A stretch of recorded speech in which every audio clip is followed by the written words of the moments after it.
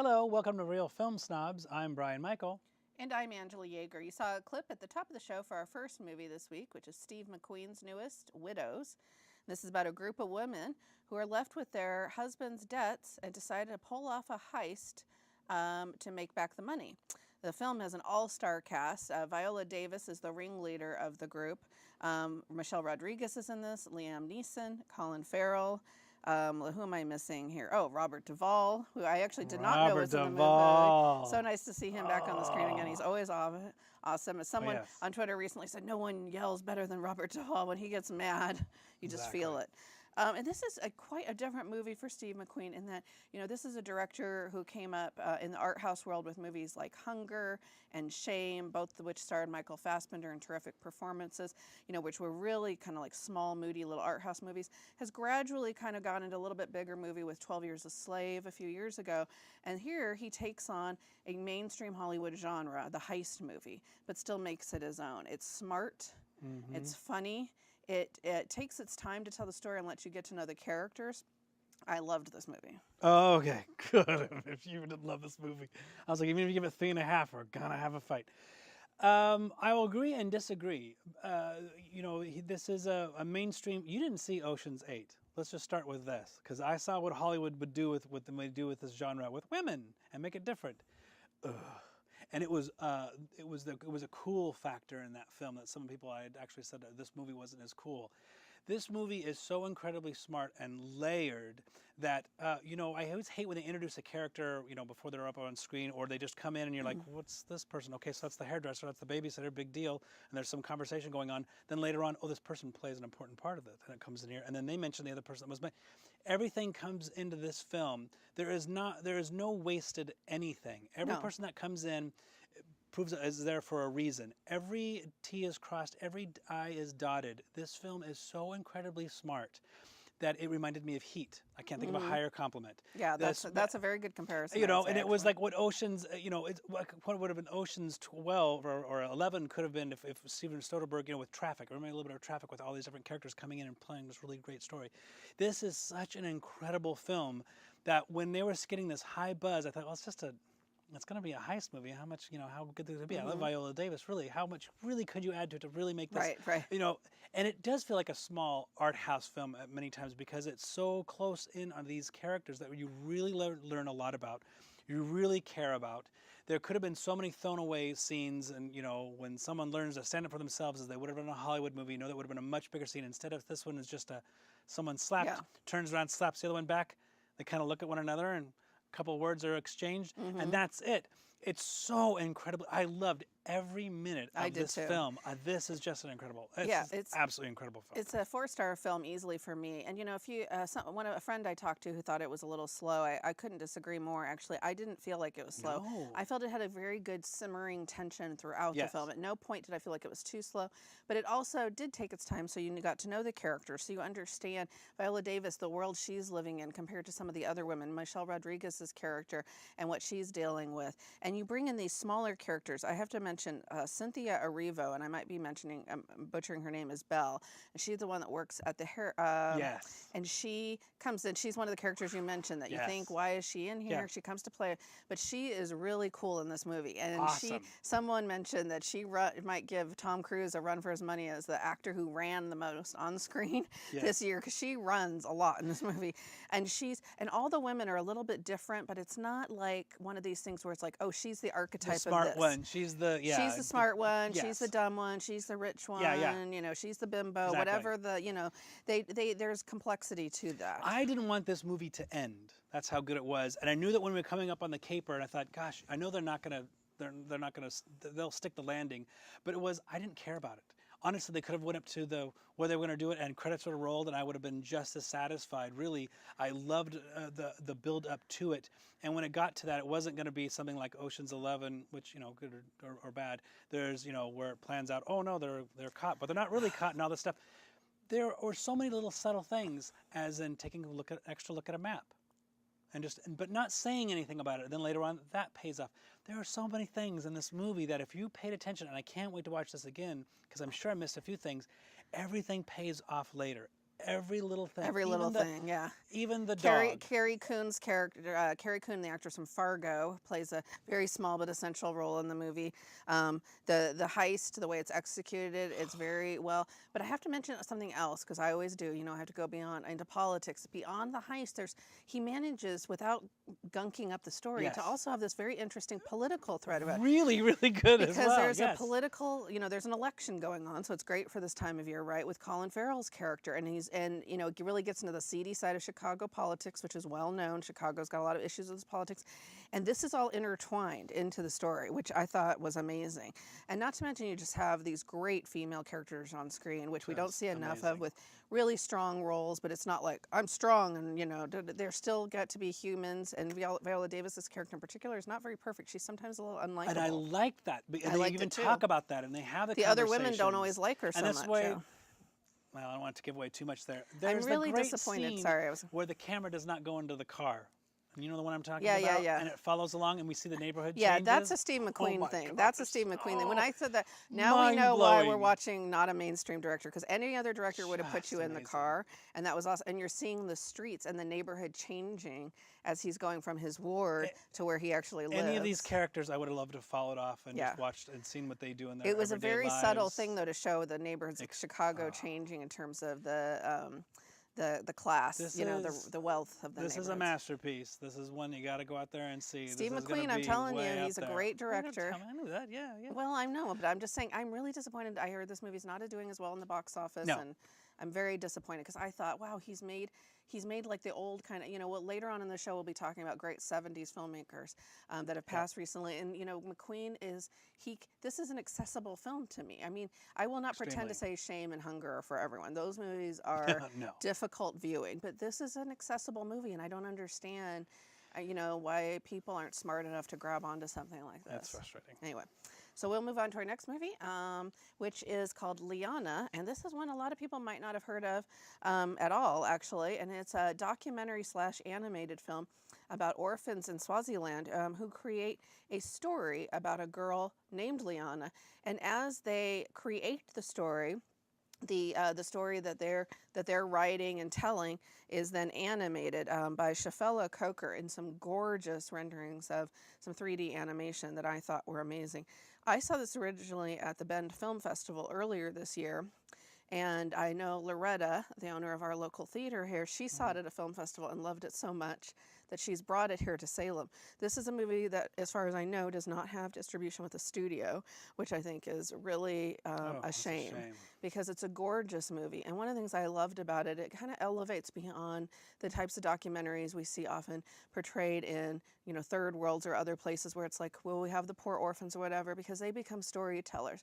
They become masters of their own stories, and it unleashes this creativity and also sometimes some very sad parts of their lives into the story. But it also, it gives them, it gives them some sort of agency of their own to be able to certainly put this an outlet down. For them to be able to sit there and use their creativity to tell the story. Of the story too. And there is some great aspects of the story, but there's also some really heartbreaking ones for them.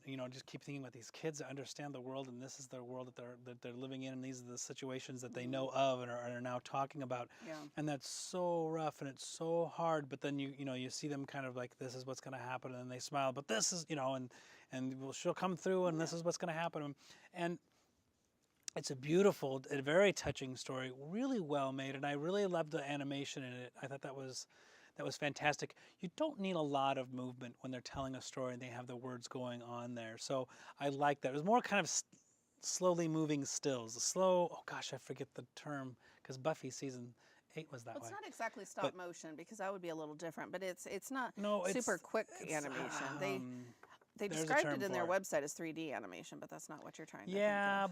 but it's such slow moving. It's like stills, but they're kind of moving with moving parts. Right, but the animation I thought was gorgeous to look at, and and nice that it helps empower these kids a little bit to, tell some of their own story. Which of course they're all orphans, so they've all lost their parents. Many of them to disease, and so that's plays into the story they tell. But then they also have the child as the heroine of the story, which of course is them kind of becoming masters of their own destinies in a way. And of course, as a writer, I love the fact that it's about storytelling, which I think is very important because I think that's what connects humanity is our stories that we tell, and that's what these children are experiencing. So I would recommend this to anyone who loves storytelling or loves great documentaries. So just an absolutely beautiful film. So how many stars for you? 3.5 from me. Okay. But I kept thinking, it was one of the things like, oh, it's an animated movie. Disney would not make this movie. No. It's a little too dark. A little too dark. But I still think you could take children, older children that could understand the more difficult themes, but definitely still would be able to take older children. There's nothing like super, crazy in it or anything. It's a 4-star film for me. So. Okay, so we'll move on to our next segment. Is it a fresh pick? Is your fresh pick? Is that what it is? I think it is. It's for some reason you're introducing it. Sorry. One of Angela's fresh picks, movies she makes me watch. That came from this year. It's a classic already. No, from a film's released from this last year. This one's titled Filmworker, and this is a documentary. It tells a story about Leon Vitali, who became good friends and working with Stanley Kubrick, and actually kind of became an assistant from, he was an actor that was actually in Barry Lyndon and then became an assistant in many ways in many different shapes and forms and job titles with Stanley Kubrick until his time of passing.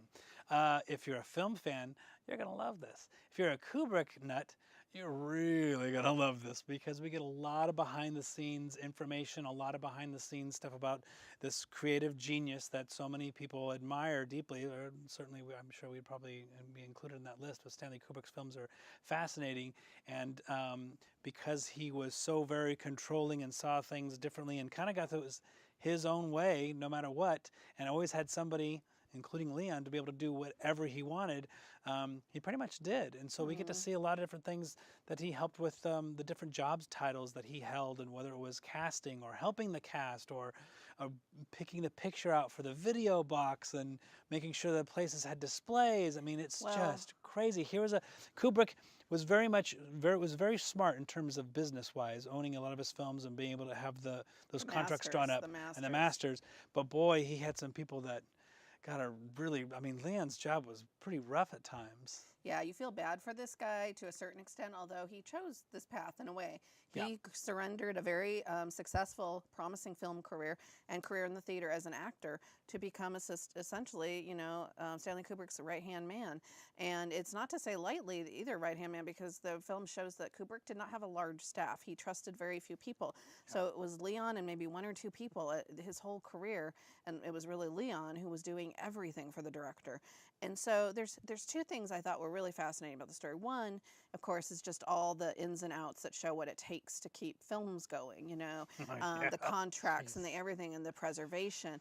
The preservation was amazing. So Kubrick, unlike a lot of filmmakers, retained the masters to his films, and he was very smart to do that because as he saw, Leon would have to go back to people and go, okay, look, you're showing 2001 Space Odyssey in the wrong aspect ratio, or you've messed up the color preservation on this and everyone's green.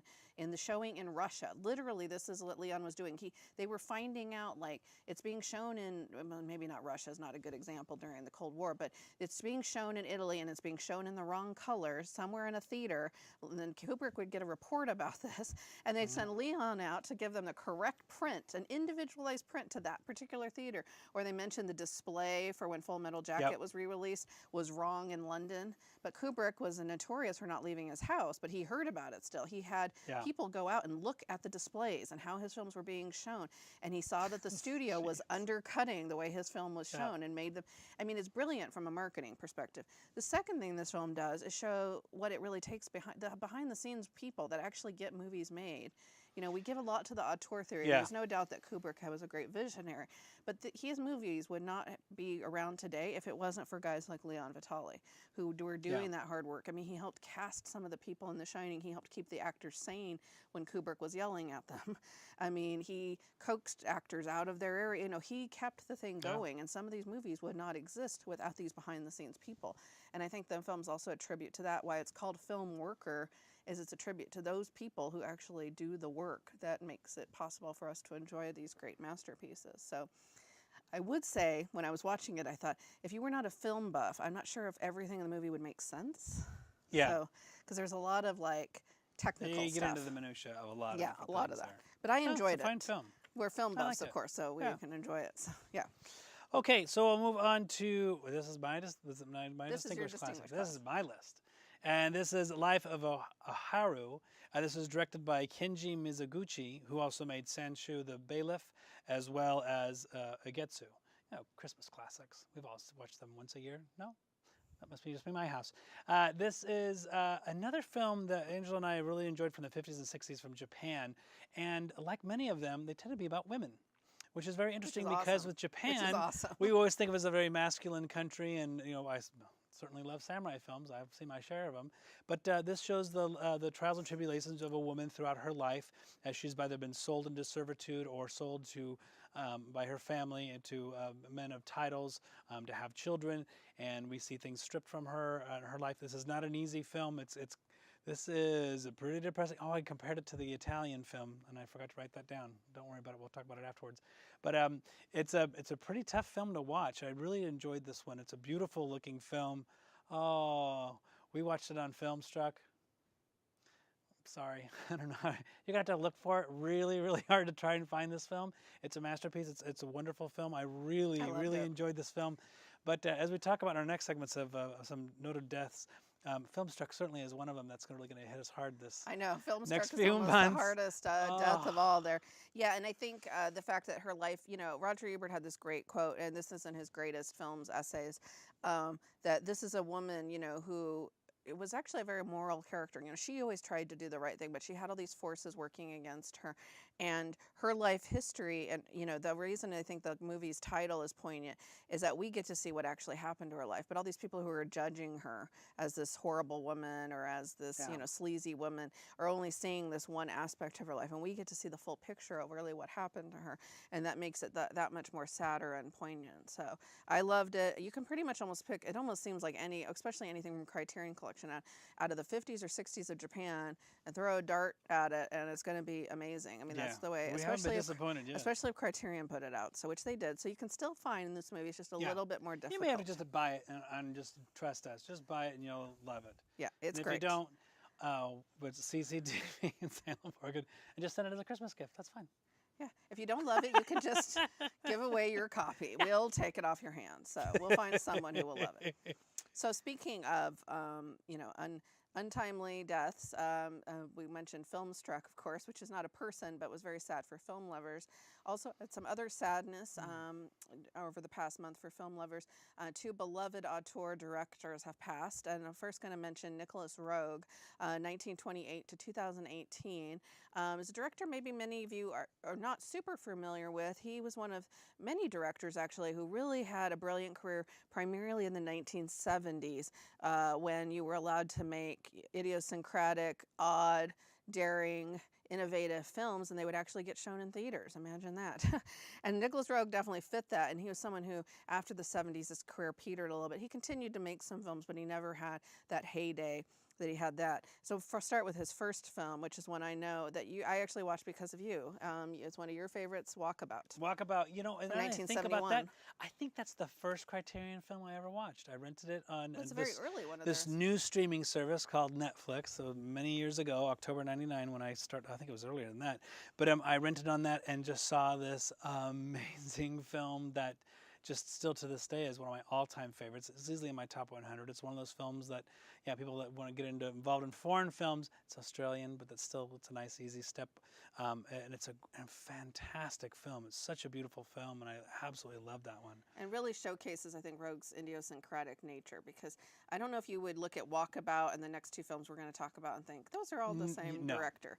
Other than that, they're very odd, and he has his own little pacing and timing, and he has an interest in people who are a little out of sync with their time.